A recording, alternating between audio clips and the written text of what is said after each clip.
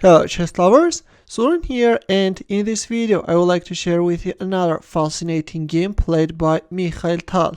In this game, Tal's opponent was his trainer Alexander Koblents, and this game was played when Tal was getting prepared for the World Championship match against Mikhail Botvinnik.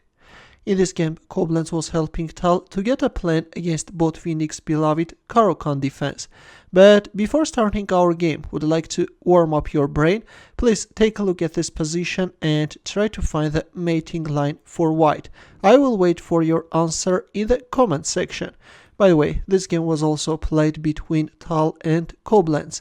And now, without further ado, let's go for our main game and see what happened on the board. Mikhail Tal opened up with e4 and Koblents responded with c6. Caro-Kann defense, knight c3, d5, knight f3, white is choosing the two knights attack, bishop g4, h3, bishop takes f3. Here white is usually recapturing with the queen, but Tal went for his novelty and recaptured with the g-pawn. Yes, this was the line which Tal was testing, and later he actually played this line against Botvinnik and the game ended up in a draw. But now let's see what's going to happen in our game. e5 by Koblents, f4, d takes e4, f takes e5, queen d4, queen e2, we have queen takes e5 and d4.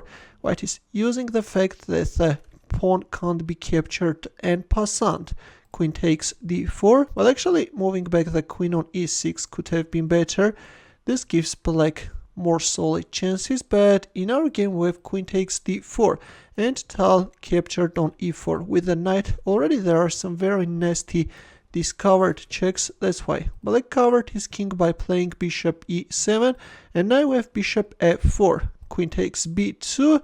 This is actually a dubious move which allows white to gain advantage, but Tal missed his chance and played rook d1. The strongest move was knight d6 check. If king f8, then bishop e5.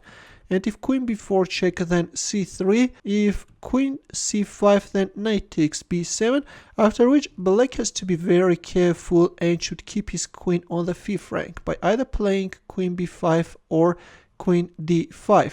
For example, if queen b5, then even in this case, after the exchange of queens and bishop takes b5, white has an advantage. Yes, white pieces are very active and there are a lot of problems in black's camp. By the way, after knight takes b7, if we move like queen b6, then in this case white can go for bishop takes g7 sacrifice. If king takes g7, then queen g4 check. That's why it was important to keep black queen on the fifth rank in order to cover the king, and already in this case, as the queen is on b6, white is managing to win, and the white can castle queenside. This is simply crushing. Let's go back, but in our game after queen takes b2, Tal played rook d1, knight f6, we have knight d6 check, king f8, and in here Tal made a very interesting decision, and believe it or not, but he captured on e7 with the queen. Look at these guys. But let's see, where is white's compensation? King takes e7 was played, knight f5 check, and again black has to be careful. Black actually managed to find the best move and played king e8. By the way, king f8 is losing on the spot, rook d8 check is coming, and then black king is getting checkmate hit, or after knight d5 check, if king e6, then knight g7 check is coming, and then bishop d6, and then bishop e5, and once black is losing his queen, white is winning. In our game after knight f5 check, we have king e8 and knight takes g7 check, king f8 and bishop d6 check. Yes, Tal is also sacrificing the knight, king takes g7, rook g1 check, knight g4. Black is freeing the f6 square for the king. Otherwise, if I move like king h6, then in this case black king can even get checkmated. White pieces are actually managing to cooperate together very successfully. Right now the threat is rook g5 check. If king h6, then for example rook g2 checkmate, and if queen c3 check, then king f1. If queen takes h3 check, then rook g2 check, and then bishop g5 checkmate. That's why after rook g1 check with knight g4, as I've already mentioned, this is the best defensive move with rook takes g4 check, king f6, rook f4 check, king g7, and believe it or not, but in here the players agreed to a draw because all white can do is to give a perpetual check.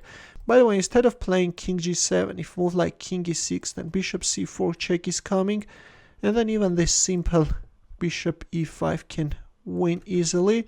Or after king g7, rook g4 check.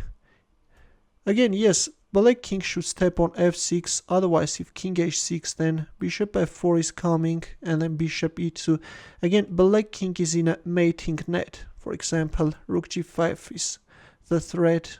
If king h4, then rook h5 checkmate. That's why black king will always step on f6, and we will have a threefold repetition. That's why after king g7 the players agreed to a draw. A very beautiful and daring queen sacrifice by Mikhail Tal. His opponent managed to find the best defensive moves, and all the players could do was to agree to a draw because yes, the position was equal. Thanks for watching. If you enjoyed this game, give the thumbs up. For more games, consider subscribing to my channel. Also press the bell button to get notified about new uploads. I will see you in my next video.